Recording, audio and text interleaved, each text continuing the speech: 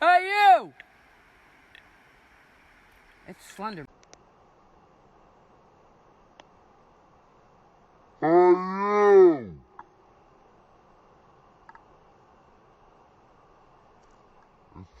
All right, here we go. I didn't quite make it home. Didn't quite make it home. The BC Ferry Corporation decided you have to have mandatory a reservation to get on the boat to go home now from this one end. So I have to drive an extra couple hours to get to another port to jump on another ferry to get across because all the reservations are sold. Oh well. So I listened to some podcasts on the way driving today, and the B-roll I'm throwing down. Kind of significant to the main topic on this channel currently. This is the beginning of if I could rename this, if I had to rename this highway, this would be the Sasquatch Highway. And that's the last gas stop at Lillooet, British Columbia, where I just left from. And I'm going towards Pemberton, first through Mount Currie and then Pemberton, and then on through to Whistler and then up and over through to Vancouver.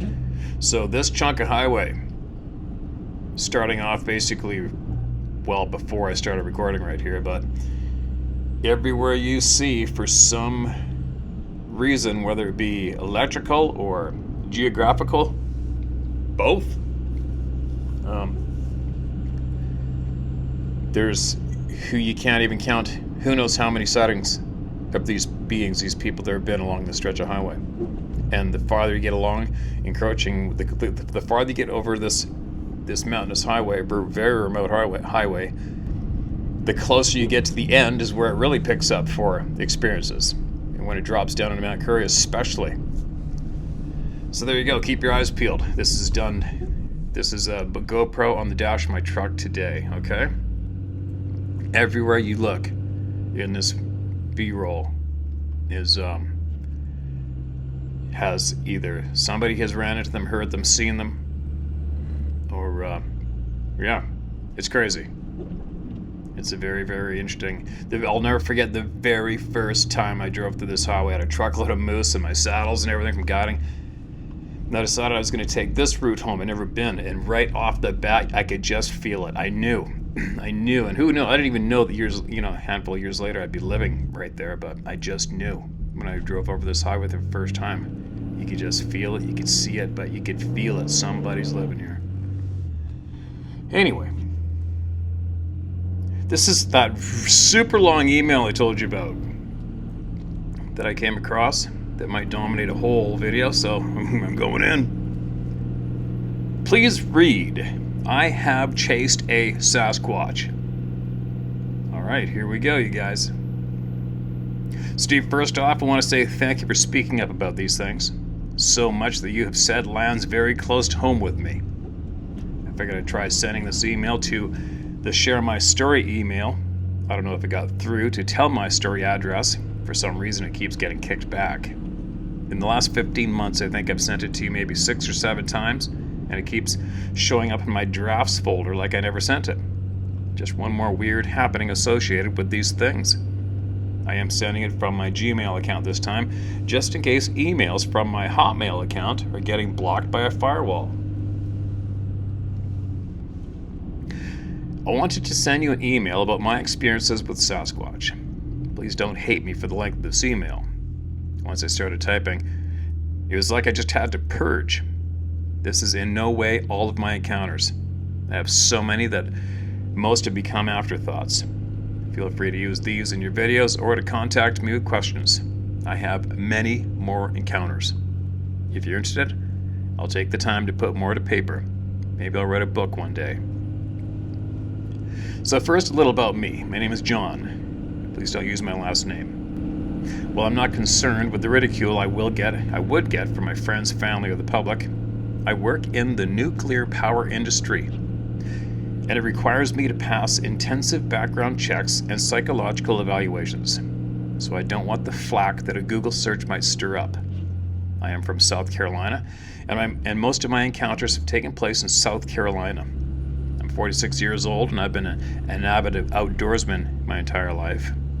Started fishing as soon as I could hold a fishing pole. I've been hunting since I was 10, mostly whitetail, wild boar, and turkey. When I was 17, I got into gold prospecting.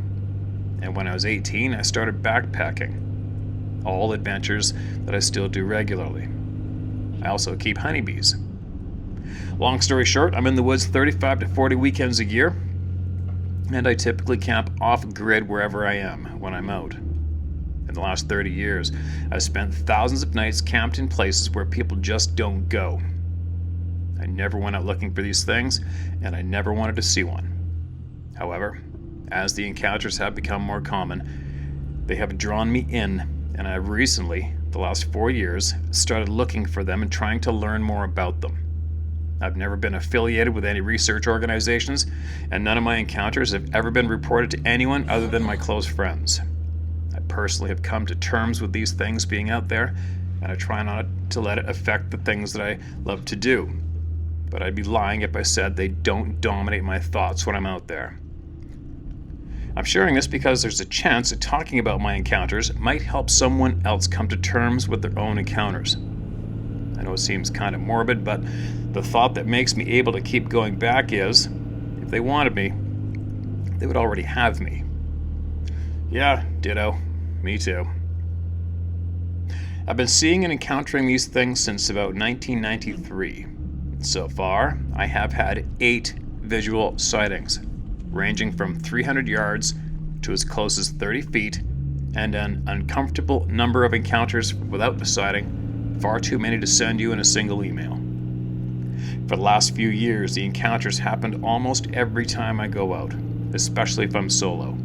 Not as regularly when others are with me. You name it, I've probably had it happen. Of my sightings, 4 of them have been while I had a firearm in my hand, but for various reasons was unable to shoot.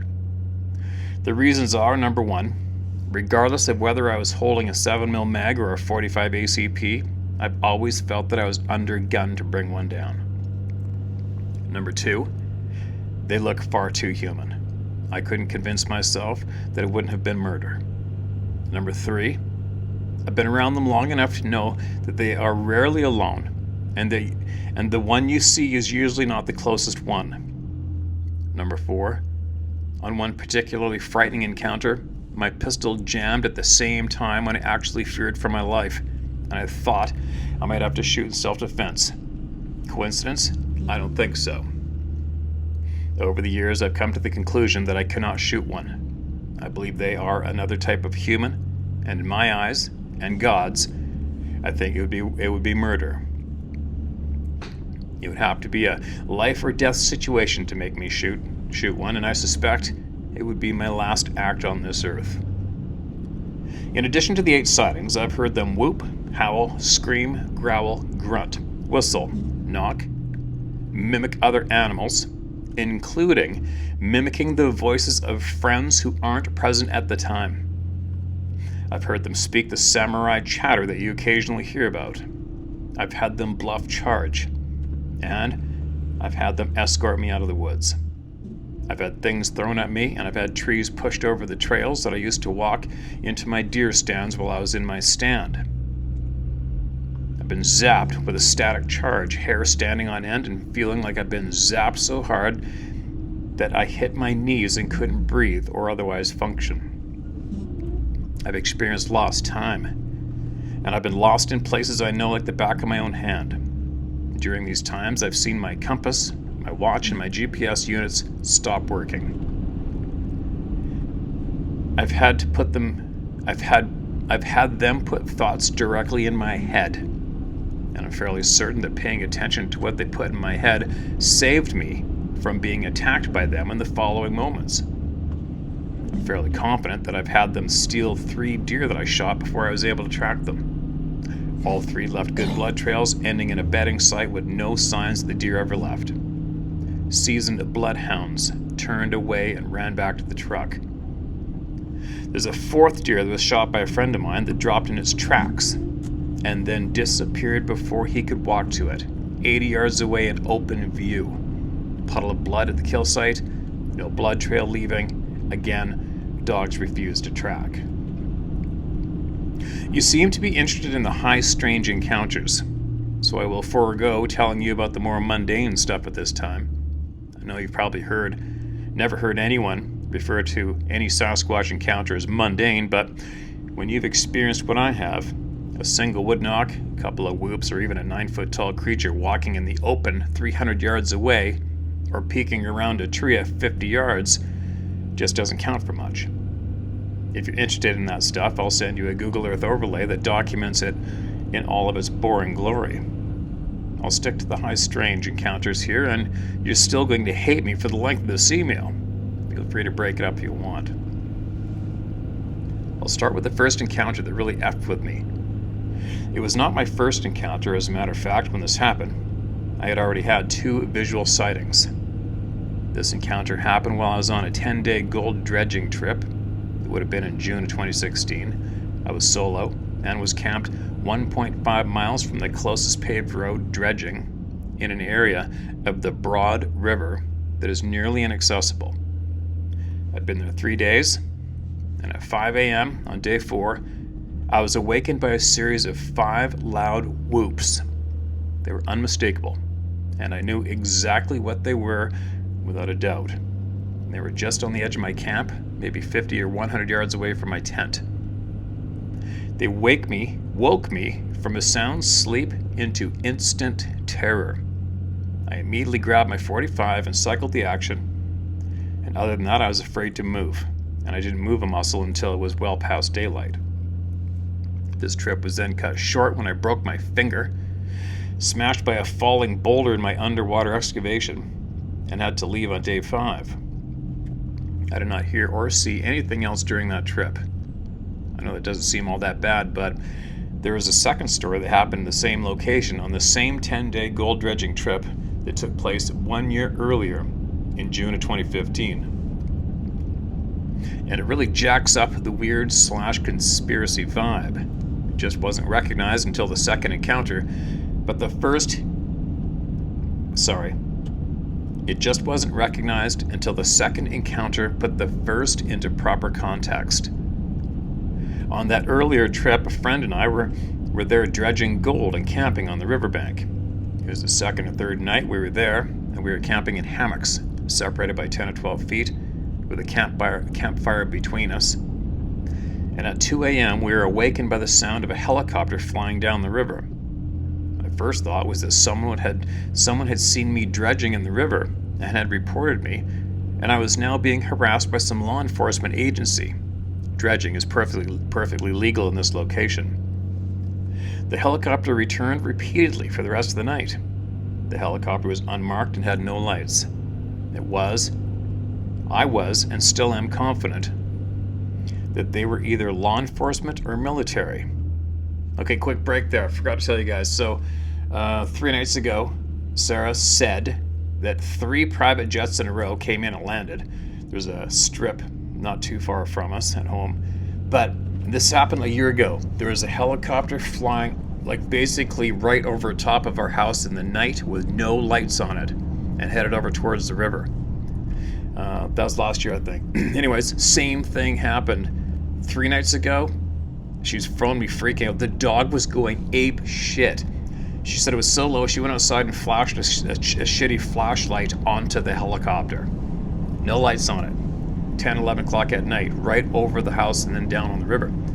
And then she said it happened again last night and she flashed a flashlight at it. So I got on one of those websites that shows you live where all the planes are in the sky, and it didn't show any helicopters. And she started looking all over the place for a similar site, and there wasn't any. So I wonder what's going on there.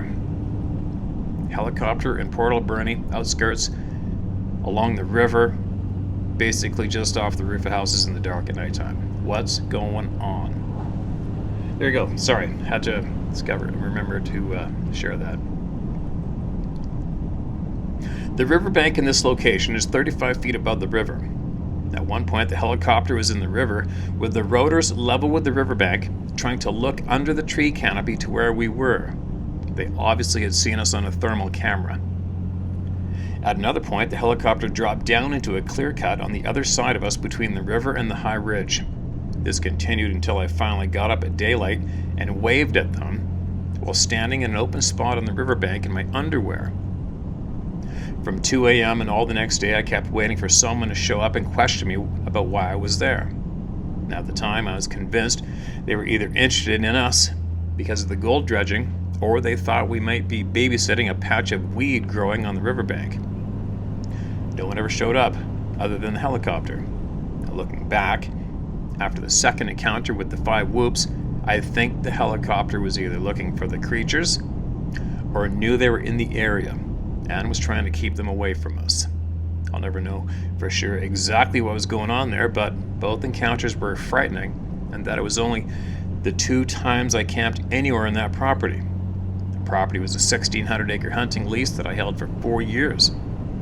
The activity got so bad on that property that I ended up abandoning the hunting lease in October 2018, while I still had 5 months of access and 2.5 months of deer season left. I just couldn't take it anymore. I was afraid one of my kids or one of my club members was going to get hurt. And all 5 club members agreed to walk away and not go back. We had each paid $1,000 for the 2018 hunting rights on that property. The next encounter that I'm going to tell happened on the same hunting lease in the fall of 2017 in South Carolina. We're all allowed to hunt wild boar and coyotes at night. We hunt the wild boar over electronically timed corn feeders. A friend and I had set up 2 feeders about 400 yards apart and were hunting them for wild boar at night. The feeders had been set up and running for about 5 months. And at this point, I had had many encounters on this property. My friend had not. And as it began to get dark, we could both hear things being thrown around us. Some of the objects actually struck the feeders. Then these things started grunting, growling, whooping, and hollering. They started shaking the trees around us, close enough that we could see the trees moving in the canopy, but could not see the source of the shaking. And at this point, fear is beginning to take a hold, and I really don't want to be there anymore. And I toughed it out until I just couldn't take it anymore, and I bailed out of my stand and headed toward my friend. I made it about an hour after dark. And as I'm speed walking out, I can hear something on both sides of the dirt road following just behind and beside me 15 to 20 yards off each side. It's dark and I don't have a flashlight. It's a full moon, but I can't see shit. And about halfway to where my friend is supposed to be located, I run into him walking down the road towards me. The first thing he says to me is, "Why are you effing with me in my stand? That's how people get shot." To which I replied, "Whoever's effing with you is also effing with me, and I'm heading to the truck. You can keep up or get left, but I ain't staying here." They followed us all the way to our trucks. Later I asked him why he had come out of his stand and walked away from his truck and towards me. He said that he was afraid of what was between him and the truck. There were 2 of them that, quote, pushed, end quote, him towards me, and 2 others that pushed me towards him. Then they pushed us both towards our trucks. Once we were at our trucks, things calmed down and the panic went away. And as we stood there talking, we began to hear them speaking to each other in what I now know is referred to as samurai chatter. They were maybe 60 or 80 yards away from us when they were doing this. We decided to leave. When we went back the next weekend, we found several 3-inch thick trees ripped out of the ground, and several that were snapped off 4 and 5 feet off the ground.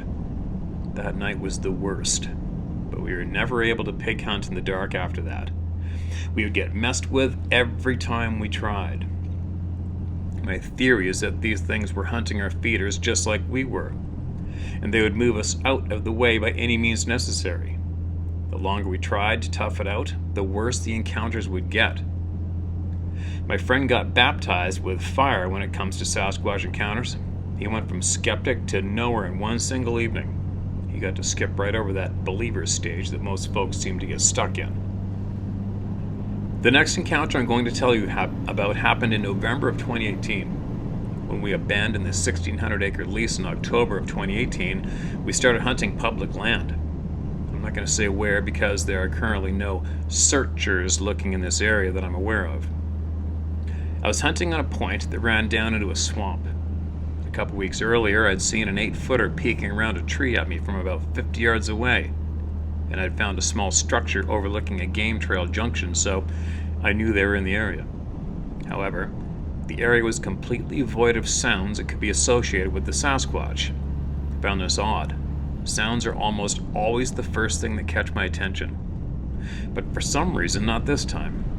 So, during the full moon in November, I decided that I was going to deer hunt in the swamp on a Friday evening, then camp at the gate where the truck was parked, and then Saturday morning go duck hunting in the swamp, all solo. So, I went for deer hunting Friday evening, with absolutely nothing happening. And after hunting, I drove to town to get dinner. I brought it back and ate while I was sitting in my truck at the gate. It was about 2 hours after dark by the time I got back from town and finished eating.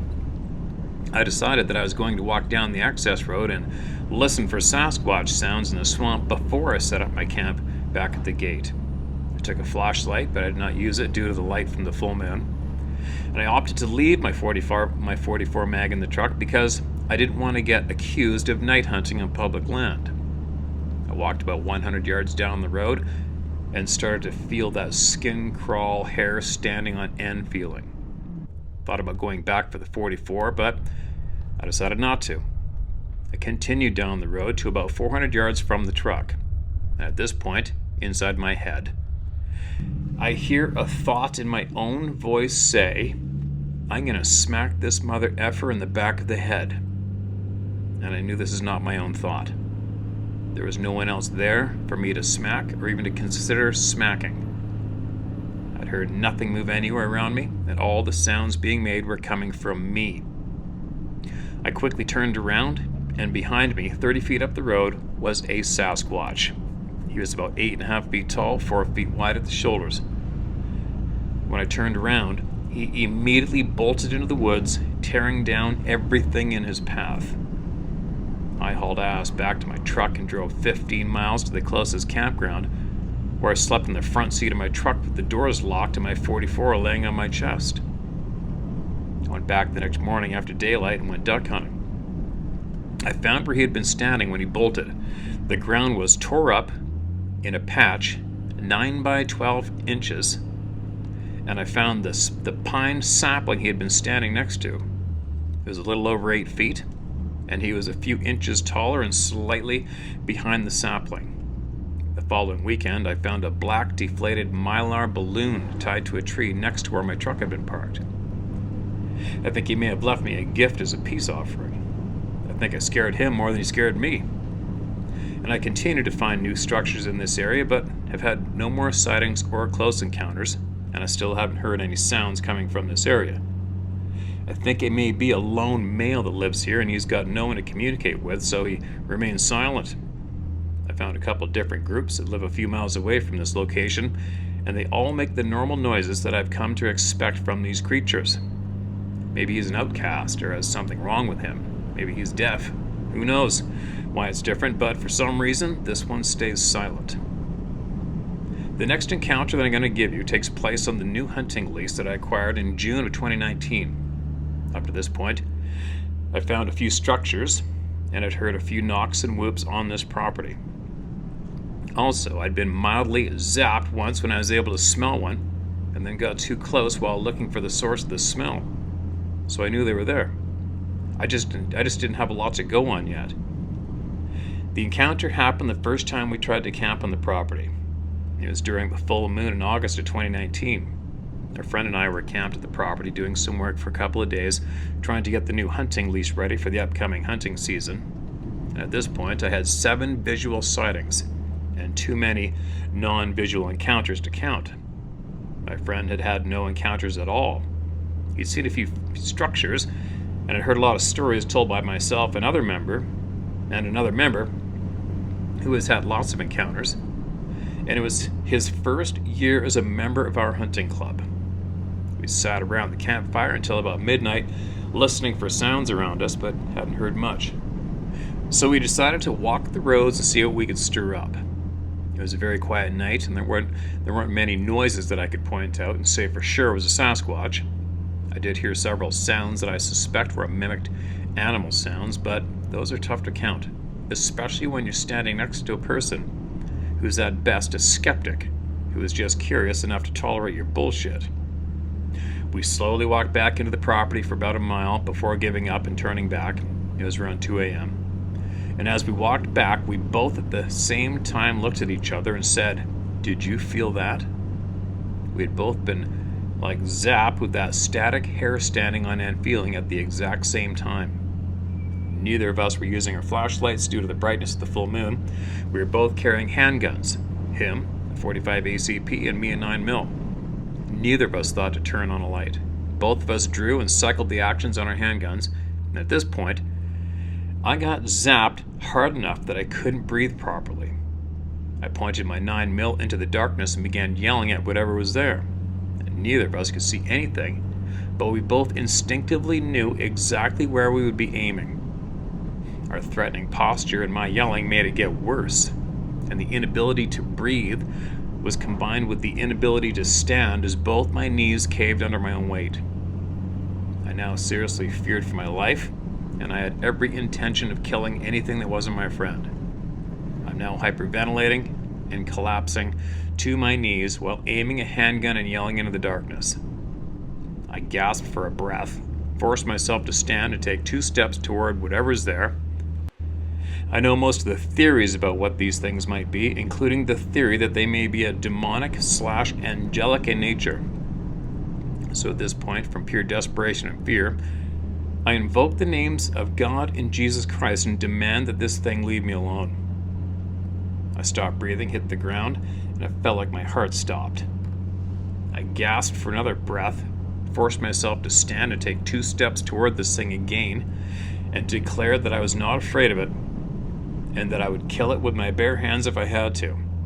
Again, I hit the ground, unable to breathe. This cycle continued more times until it finally stopped zapping me and we walked back to camp.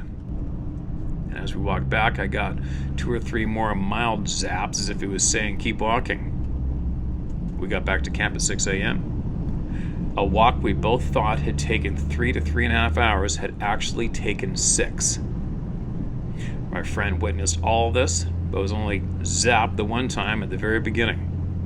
And as I was getting ready to go to bed, I noticed that my 9mm had stovepipe jammed when I cycled it earlier.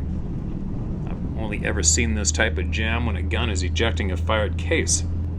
I've never seen it happen when an unfired case is getting cycled from the magazine into the empty chamber.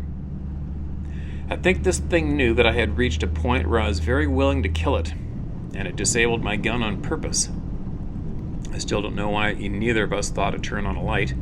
We both had very powerful lights with us, but for some reason, the thought never crossed either of our minds. We never saw whatever this thing was, and we never heard it make a sound. But it was without a doubt there, and we both instinctively knew where it was. After this, the property went quiet for a while. We found new structures, got a couple of trail cam pictures that were at such close range all I could see was twisted hair, and heard a few knocks and whoops, but nothing to speculate. We did hear some drumming in the middle of the day once. We also found 2 broken arrowheads and some pottery shards that were just laying out in the open. We didn't think much of them at first, but they play into the later encounters, so I'll mention them now. I hesitate to mention this next encounter because it contains a method of tracking these things that actually works very well. I'm adding it because I know there are very few people who are proficient at the method, and I get the feeling that you know how dangerous these things can be. I'll let you decide if it should be shared with the general population. On the first weekend of summer 2019, I was hunting at the property by myself. I was only hunting in the morning, and I really only made the trip so that I could top off my feeder so that it would make it through the holidays while my ability to get back was going to be spotty. I had hunted the morning without seeing anything and was going in to fill the feeder. I parked the truck at the top of the hill, 150 yards or so away from the feeder, and as I was getting the first bag of corn out of the truck, I heard a clear, loud, distinct wood knock coming from somewhere between me and the feeder. Now, I'm used to these things being around, and I try really hard not to let them affect what I do. So, I continue on with what I'm doing as if I hadn't noticed the wood knock. I carry in 2 50-pound bags of corn to top off the feeder. I do this while armed with a .45 ACP and a 7mm 08. Nothing else happens. But on the way out, I notice a new structure that has been built 20 yards behind my tree stand. It is clearly a hunting blind and is watching 2 trails that are going to the feeder. I snap a few pictures, head back to the truck, and at the truck I pull out the 7. I put the 708 back in its case for the ride home, and I put the 45 back in its place on the dash. Then a thought pops in my head. Quote, use the dowsing rods to see where it went, end quote. I'll explain a little here. About 20 years ago, I started using dowsing rods to look for pockets of gold in the rivers where I dredge. I got really good at it, and most of the larger nuggets that I found were pinpointed with the rods. I also use them in my work, electrical/telecommunications, to find underground conduits, wires, and cables. An old cowboy I know up north, he did that at the ranch up north to find some lines, water lines, underground, and he bent 2 coat hangers at 90 degrees. I think he had like 3 inches bent on each end to go in his hands, and he held them loose, and they just closed they closed between his hands. He held his hands shoulder width apart, and the second he stepped over top of that buried line, the dowsing rods went straight together like a closed gate. I watched it happen. It's pretty wild, and he nailed it. Sorry for the interruption. I've had lots of practice with them and rarely go anywhere without a pair. And a couple years ago, while dredging in a small stream, I got the feeling that I was being watched and decided to use the rods to see if they would point at the creatures. They worked frighteningly well and pointed out 6 different individuals that were surrounding and watching me. I never saw them or heard them, but I've seen the rods find so many different things that I trust them. And as a matter of fact, I trusted them to the point that I was afraid to use the rods to track these creatures. However, it became a neat parlor trick that I would use around the campfire at night to scare the skeptics and non-believers. But myself and the couple of people who had been around to see me use the rods while prospecting and finding buried wires, and had had real encounters with the Sasquatch, we were truly afraid to try tracking them. So, back to the story. So now, with both my firearms tucked away in the truck, I reached for my dowsing rods and began thinking of questions. They pointed out where the knock came from. They pointed out where the structure was. They pointed out that there were 3 creatures around me, but only one was close. Then, for some reason, I asked them to follow where it had gone, and they began leading me through the woods away from my truck and the firearms that I had just put away. And I followed them across the dirt access road and on down the next ridge. And at that point, I started hearing wood knocks and quiet whoops on both sides of me, but nothing coming from in front, where the rods were leading me. I ignored the sounds that were trying to distract me from my target and continued to follow the rods. And after following for about 150 yards down the ridge, I got mildly zapped, but just enough to make my skin crawl, and I continued following the rods. And for the next few hundred yards, the knocks and quiet whoops continued on both sides of me, and I continued to get mildly zapped every 50 yards or so. That continued for about 400 yards total until I came to the intersection of the main creek valley. As I entered the valley, I was zapped hard enough to take my breath and wobble my knees, but I did not go to the ground this time. I continued to follow for a few more yards when I was zapped again and had a very distinct urge to stop following. Do you think? I guess so. The rods indicated that I was very close and should be able to see what was there, but I could see nothing. Then I heard a few rustling sounds coming from the spot the rods were indicating, but I could still see nothing. I took out my phone and filmed the area, but the resulting video shows nothing. Then a bunch of crows flew into the trees surrounding me and drowned out any sounds that I might have heard. And as I turned to walk away, I jumped 2 deer that had walked in behind me. I don't understand why the crows and the deer were there. I was not being quiet or standing still and had to remove the camo shirt I was wearing before I left the truck. My top half was blazing blue and was not in any way hidden. The animals should have seen and heard me long before they got close to me. Nothing else happened as I walked back to my truck and left the property. So back to the broken arrowheads. We do occasionally find arrowheads around here, but they aren't that common if you aren't out actively looking for them. I typically find one every few years or so completely by accident. The first one that I found was a beautiful white quartz notched Stanley spear point. It was laying right on top of the red clay dirt road. I collected it, and we searched the immediate area for other points. We found what appeared to be a severely damaged partial point and 2 pottery shards. This made my 13-year-old son an instant Native American artifact collector, and he continued to blindly search everywhere we went on the property. The following weekend, he finds a much older Clovis point with the tip broken off. And these 5 broken artifacts get placed in a Ziploc sandwich bag and put on the dash of my truck, where they ride for the next couple of months untouched. In the meantime, 100 miles away while I'm working, I find another white quartz point with the broken tip. And this one I find on top of the gravel laydown yard outside of an electrical substation. Definitely not a place where it should have been naturally. I collect it, and I leave it sitting on the console of my work truck. Then my friend, the one that was with me when we got escorted out of the woods, finds another white quartz arrowhead with a broken tip in his backyard laying on top of the grass. He collects it and keeps it. And then a couple of weeks later, he finds another white quartz arrowhead with a broken tip a few feet away from where he found the first one. He collects it and keeps it as well. He has lived there for almost 20 years and has never found an arrowhead there. Then on the week of December 12th, 2019, I heard 3 distinct wood knocks come from the next woods behind my house. The next morning, I noticed that the Ziploc bag containing the first 2 points and the pottery shards had disappeared from the dash of my truck. And the truck hadn't been broken into and nothing else was damaged or missing. I searched the whole truck thinking maybe they had bounced off the dash or maybe I had moved them for some reason, but they're nowhere to be found. It'll be interesting to see if the others go missing in the near future. The arrowheads went missing 6 days after I followed the creature with the dowsing rods.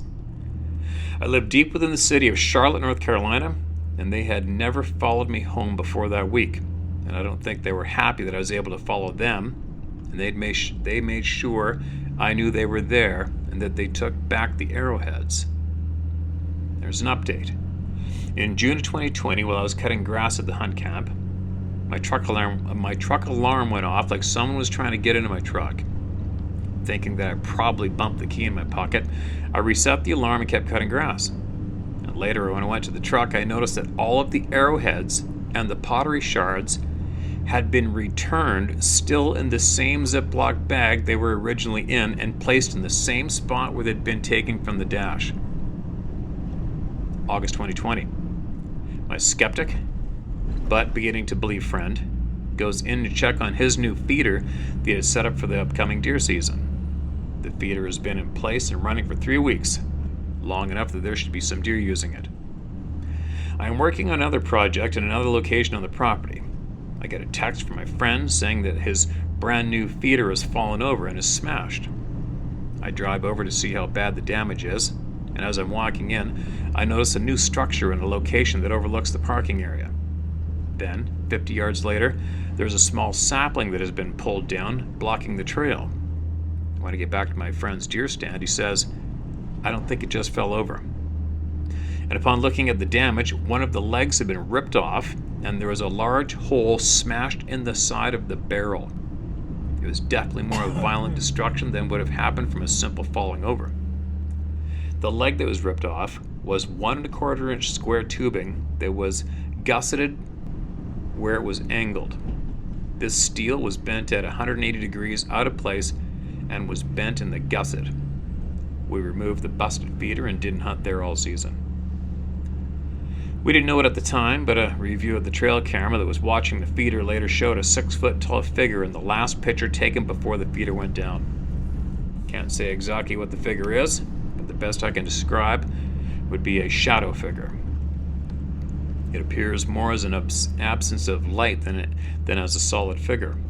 I'll attach the photo if you want to look at it. It's difficult to see. It blends into the darkness of the night almost perfectly. The figure is to the left of the feeder and is easiest to see if you look closely at the profile of the pine trees. Once you see it, it really jumps out at you. I've added a copy of the picture that has a figure circled as well as a copy of the unaltered original. That same night that we found the busted feeder, we camped on the property. Another member came down to hang out with us and shoot the shit around the campfire.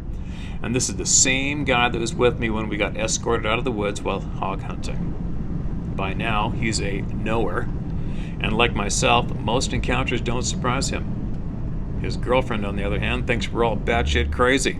So, as we tell him about the busted feeder and show him the pictures of the damage, she begins snickering, prodding, and joking about all the crazy stories we make up. And as it approaches 11 p.m., I ask her if she wants to go for a walk and find out if my stories are real or made up. She agrees, and all four of us begin a slow walk up the dirt road leading into the property. And at this point, none of us have seen the picture of the shadow figure that smashed the feeder. And we left the campfire and the lantern burning at the campsite. It's a moonless night, and it's so dark you can barely see the ground we're walking on. But we move slowly, feeling our way down the road without using flashlights. And by this time, I'm in the habit of always using dowsing rods when I go looking for these things. Not so much to track them, but more as an early warning system to let me know where and when I should be paying attention. It didn't take long. I picked one up less than 80 yards from camp. It had obviously been watching us. And of course, she's not believing anything of what's happening, and is joking and having a grand old time. And as we move up the road, the creature begins to move towards camp, and I can tell it's circling behind us. The rods are tracking its every move. And I tell her to watch the road between us and camp, because I think it's going to cross behind us. We are only 120 yards from camp, and the lights from the fire and the lantern are still very visible. And as we stand there, watching the road, she sees a black 6-foot figure cross the road silhouetted in the lights from the camp. It crossed within seconds of when the rods indicated it would. She came unglued and wanted to leave. We talked her into going a little further up the road. We made it another 150 yards, and I began to get that feeling that I was pushing too far and was not welcome. And I got zapped a few times, and we decided to go back to camp. The following day, we did some more work on the property, getting things ready for deer season. And the last thing I needed to do was fill the feeder that was down at the same road we had walked the night before. And as I'm driving up the road, I catch a quick glimpse of a jet black 6-foot figure. I slam on the brakes and put it in reverse. I back up thinking that I saw a figure, but totally expecting to find that it was a burnt tree stump. But whatever had been there was gone. There's nothing there. A week later, it was opening Youth Day of deer season. We had 5 different dad and son hunting groups on the property. My son and I went to hunt the same feeder, and as we're walking down the road, my son, obviously startled, begins scrambling for cover, like he's trying to climb into my backpack all of a sudden. And he's 14. And I asked him what scared him. He said he had just seen a black shadow walking through the woods, and that it was about my height, and I'm 6'6". 2 other dads and sons had walked up this road on their way into their stands 5 minutes before we had come up the road, and apparently it was creeping along behind, watching them, and we accidentally snuck up behind it. In just over a week, we had 3 visual sightings and a trail cam pic of what I believe is the same 6-foot jet black shadow figure / Sasquatch. Halloween 2020. On Friday, October 30th, I was at the property hunting by myself. I'd gone down early enough that that afternoon to hunt, and it had some very minor activity while out on the property. Nothing special, just a few knocks and some quiet whoops. Stuff most people either wouldn't notice or would blow up as non-specific forest sounds. However, I am at the point where I'm always listening and questioning how and what made a sound. I really do think it's a hyper-focus bordering on being a form of PTSD that comes with knowing these things are real, and that they exist everywhere. Long story short, I notice when things are even slightly off. Yeah, same. So do I. So I hunt Friday afternoon and then camp Friday night. It's been raining and the ground is wet, so I just slept in the front seat of my truck. And at 5 a.m. my alarm goes off, and I get up and go into the woods to relieve myself. When I get back to my truck, I have the urge to lay back down for a few minutes of sleep. I'm on no real schedule, so I lay back down. And when I sleep in the truck like that, I always crack the windows an inch or so just to let the fresh air in and to keep the windows from fogging up as bad. It also lets me hear some of what's going on outside the truck. And as I lay there trying to get 5 more minutes of sleep, I hear 2, quote, people, end quote, talking. It's not loud enough to tell what's being said, but it's definitely something talking. I think the truck radio must be on with the volume turned down. I check the radio, the key's in the dash, and there's no possible way the radio's on. The talking continues, low and undistinguishable, but definitely there. There's no one else in the property, and the closest house is a couple of miles away. It's 5:15 a.m., and I should be completely alone. The talking continues for a full 15 minutes. I was never able to make any of it out for what was being said, or even what language it might have been. It was just whispering, but I could tell it was 2 different individuals, and it had started after I went in the woods to use the bathroom. As it was happening, I got the feeling that I should stay in my truck. I locked the doors and cuddled up with my .45. I did not get out of the truck until well after daylight, and I gladly skipped that morning hunt. January 2nd, 2021, the last weekend of the South Carolina deer season. January 1st was the last day of regular season. January 2nd was youth hunting day. And on Friday, we hunted with nothing really happening. And on Saturday, I found a footprint. I don't normally find many prints. The ground around here is hard red clay and just isn't great for tracks. The mud holes are great for tracks, but these things tend to be smart enough to stay away from the mud. However, it had been raining a lot this fall, so the ground was much softer than normal, and I guess this made it possible to leave a track. It wasn't much to see. It was just a general foot-shaped depression in the wet leaves. It really could have been someone's size 12 boot print, except that none of us had walked through that area for a couple of weeks. But even that still didn't rule out a trespasser. Shortly after finding the print, I started hearing a lone coyote howling. It's just past 12 noon and the coyote is really out of place. They tend to be mostly nocturnal around here, especially when human activity is high. The coyote continues without a break for 45 minutes. I pass it off as a hunter trying to call a coyote on the neighboring property, but I'm not convinced. And as we are packing up to leave Saturday evening, we're standing at the trucks talking about what we'd seen that evening. And there's a loud, monotone howl that lasts 4 or 5 seconds, almost like a wolf howl, but it didn't sound canine. It never broke tone like a wolf or a coyote howl does, and also we don't have wolves here in South Carolina. This howl came from the same area where I'd found the print earlier and repeated every minute or so for 15 or 20 minutes. I broke camp as fast as I could and left the property. Well, thanks for listening. I hope my encounters help someone else feel like they're not completely losing their mind. It's been said before, and I'll say it again. I don't believe in Bigfoot. I know without a doubt that they exist. I encounter these beings in some form or fashion at least 50 or 60% of the time I go out nowadays. They definitely affect my hunting and where I choose to make camp when I'm out in the bush. I had to stop being a scout leader because I was afraid that I was drawing these things in close to the kids. And if you're ever down this way, feel free to get in touch. I'd love to take you hunting or just sit around a campfire and shoot the shit with you. I'm not too far from Scott Carpenter. I'd love to sit down and talk with both of you if you ever manage to come this way. If you want to make contact, if you want to contact me, feel free to email, call, or text. Okay, man, and I'm going to. I believe this is a repeat, but what a one hell of a story. Now, I'm going to get hold of you, John. Heads up. And who knows, maybe I'll either go there with you, talk to you on here for all to hear, maybe, hopefully, possibly, we can have a good conversation here and do a little feel out, and maybe I'll go down there. Maybe I'll stop by. What do you guys think? Throw it down in the comments section below and let me know what you think. I think I'm down.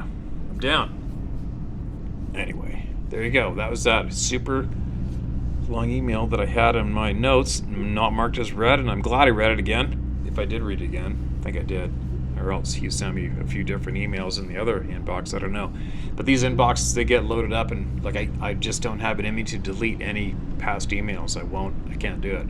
So I always get notifications that my inbox, I don't have any space left in my inbox, and then I got to start figuring out how to get more space, pay for it. I paid for a couple times. I'll go through and try to purge a bunch. Like, I got a million emails. Steve, you got to listen to this. Steve, you got to watch this. And I'll delete it. I'll have hundreds of those to delete, and then free up more space for people's experiences.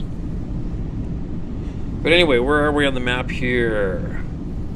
I think in the journey here, I'm dropping downhill. We are on the south end of the Duffy Lake Highway, dropping downhill, and it's foggy. I was pissed off. It was foggy because the mountains are unbelievable, right in front of and on both sides of the highway here. But this is the zone. Both sides of this highway right here. I think we're at Joffrey Lake. Joffrey Lake, speaking of Joffrey Lake, right there in the video, when I was living in Pemberton, there was a little logging family, been there for many, many years, and they had 4 daughters, I think. And I knew a couple of them, and the one told me that they were all camping at Joffrey Lake back in the day. I think there was 12 people camping there on a clear night, and they all saw a huge upright being, it looked black as nighttime silhouette, perfect, coming up and over the height of land and running down the glacier, down into the timber, like coming down and disappeared into the same patch of forest that would have brought it right to them. And then they said they felt like they were being watched all night long. And they all saw it. Yeah, 12 people. 12 people saw it at Joffrey, right there. Left hand side of the highway in the video.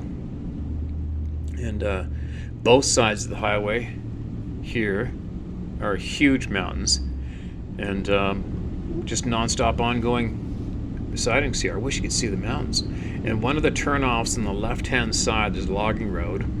I think we've already passed it.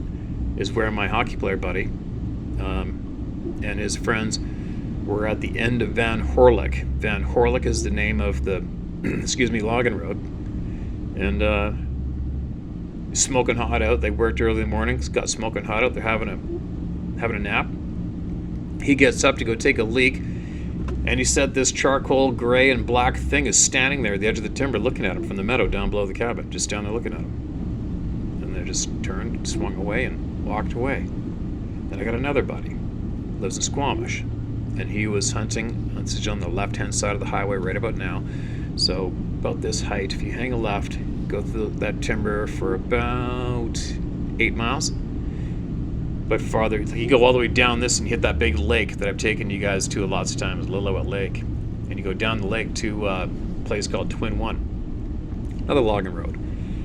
And that goes straight up into the trees on the left, that side. And it doesn't go up and over, but if you go up and over, you end up in Van Horlick at the end of Twin One. So here's my buddy deer hunting in Twin One. And he goes, yeah, I was in Twin One. There's some big bucks in there. He goes, I was walking through that one that when you go up the switchbacks, it levels out. He goes, I was walking along the roads quietly. And he goes, some Indians started whooping at me. I go, what? He goes, yeah, I think some Indians were hunting there and they started there screwing with me, whooping at me. It kind of freaked me out, so I took off. I left. I'm like, Well, just so you know, that wasn't native guys. I know exactly what that was. He goes, what do you mean? And then I told him. And he wasn't too stoked to hear that news. And then what else down there? Heather Jean is a area where there are a bunch of non-native people have bought land and have a sort of an off-grid community there, nice homes on the lake. And a friend of mine, Michelle, her and her husband used to live there. And she said in the summertime they'd have the windows open and she could hear them vocalizing back and forth up the side of the slope in the timber. Again, on the left-hand side of the road of the highway you're watching here. Now, I'm not sure how far along we are here yet, but as we carry on down this road, it starts dropping down. Where is it? I'm trying to recognize. We're getting close to the switchbacks. We're dropping down the south end of the Duffy Lake Highway here. And once we get into the switchbacks, which I think we're coming up on, Kelly Dan the man, he's had some weird encounters in the timber on the right-hand side of the view right now, down a little farther. And then my old neighbor in Mount Curry, mountain biker. And there's a mountain bike trail farther down the road here. And I hope it's coming up because I'd like to point it out to you. Where are we? I'm pretty sure we're coming right up. Hold on a second here.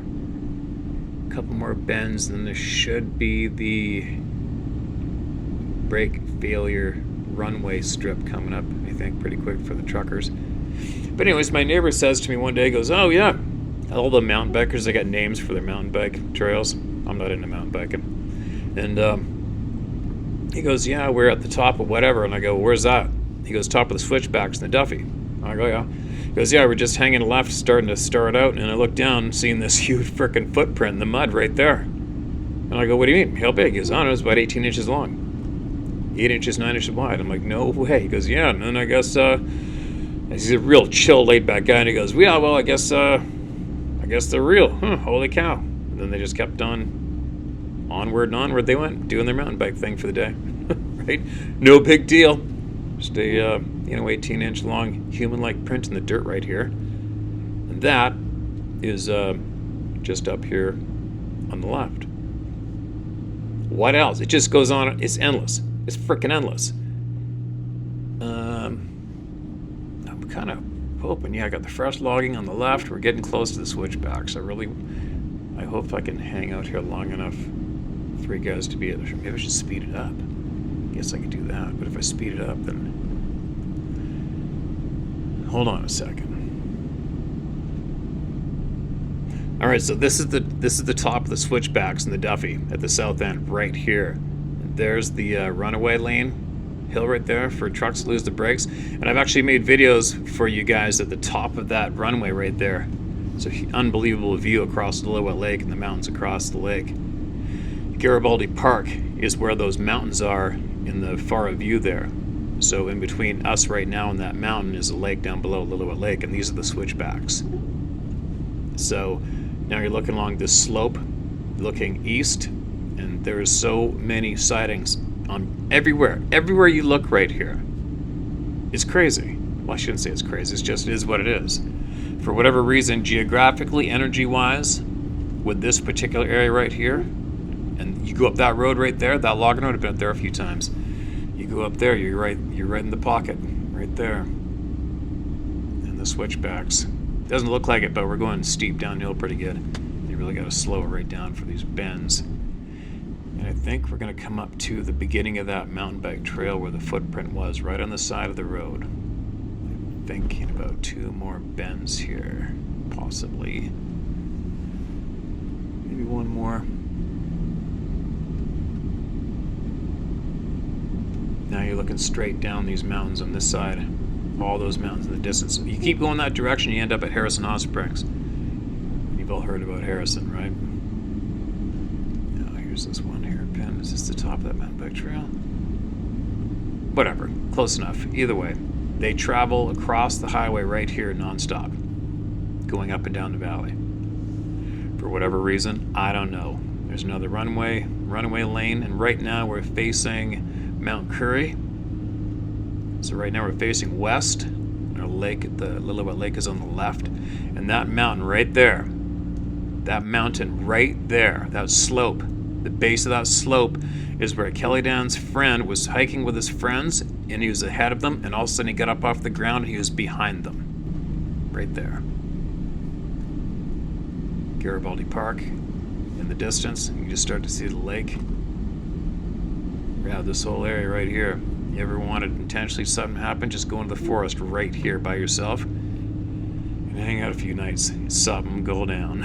Something will go down for sure. And I think this is the bend coming up where the mountain bike trail is. Right here. Right, exactly right here is where my neighbor found that footprint in that dirt. Right there on the left. That's the Lillooet Lake down below. I've made videos with the lake in the background here, I don't know how many times for you guys when I lived here. And now we are dropping down to the final hairpin turn. I guess I could narrate this forever, couldn't I? Blah blah, whatever. But it is interesting just because of what goes on everywhere in the video, everywhere you can see right now in the view, especially right there on the right hand side, that hill right there. So much goes on. The forest on the right hand side, so much goes on right here. It's absolutely crazy.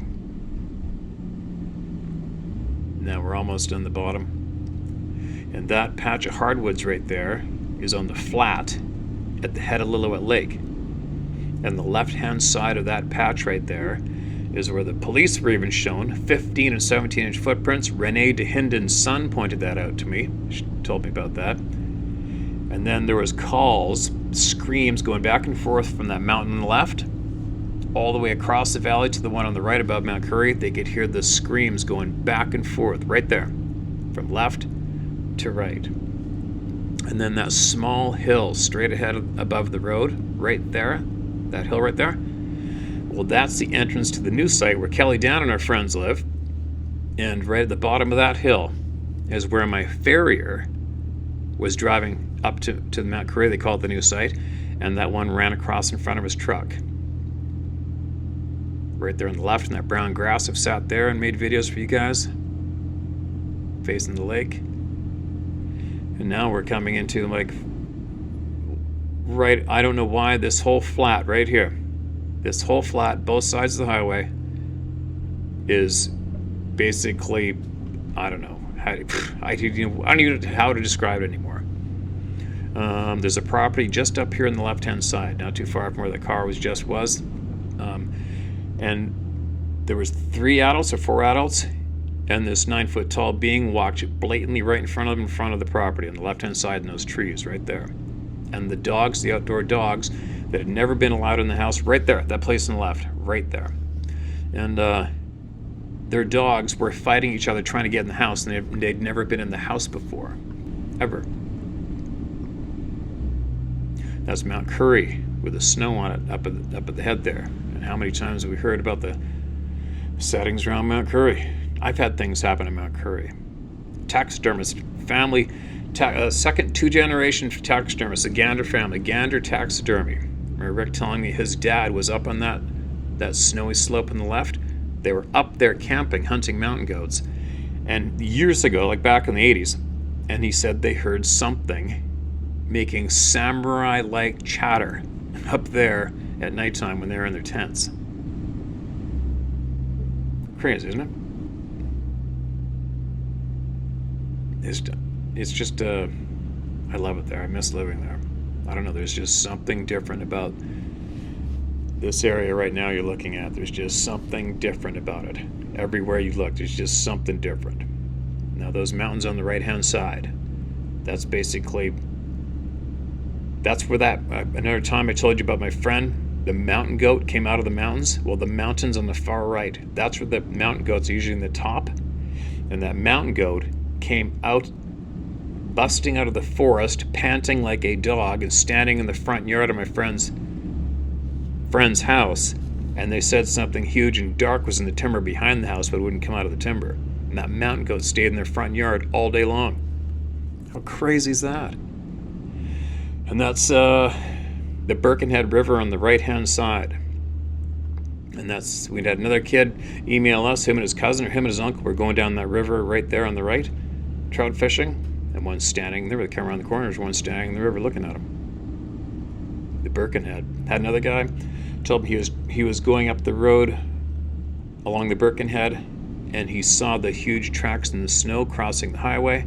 He walked across, looked down, and saw one of these things in the pool in the Birkenhead River in the middle of January. There's the entrance to the new site on the right-hand side, right there. Right there. And right away there's a bridge on the right-hand side right there, and that's where my farrier had that one run across in front of his pickup truck.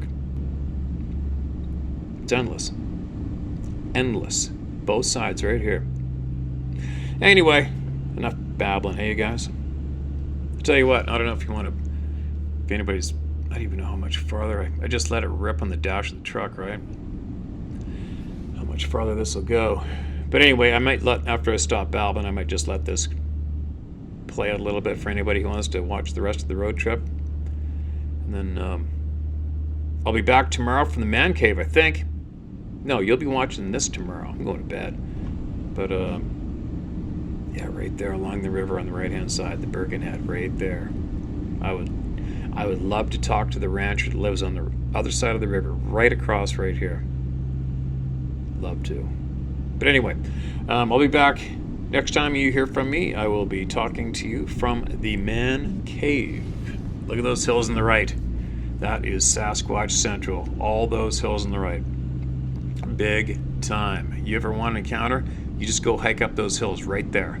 Go up there by yourself and hang out. And I would almost guarantee something's going down right there.